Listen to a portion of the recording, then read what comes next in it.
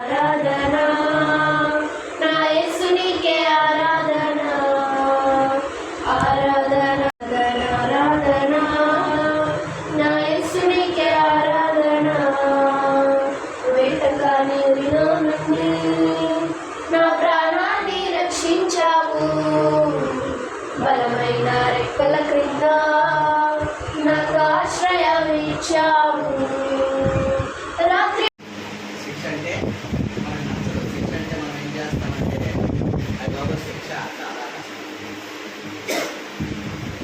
ప్రతిదానికి శిక్ష ఉంటుంది. కానీ దేవుడు చెప్తున్నాడు ఏంటంటే శిక్షను ప్రేమించేవాడు జ్ఞానమును ప్రేమ. శిక్ష అంటే దేవుడు ఎలా శిక్ష చేస్తాడంటే క్రమశిక్షణ.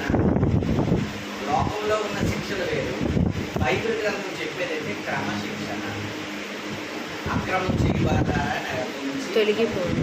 దేవుని విషయంలో క్రమము కలిగిన శిక్షణ దేవుని వాక్య విషయంలో క్రమం ఉంటుంది. దేవుడి విషయంలో క్రమం ఉంటుంది.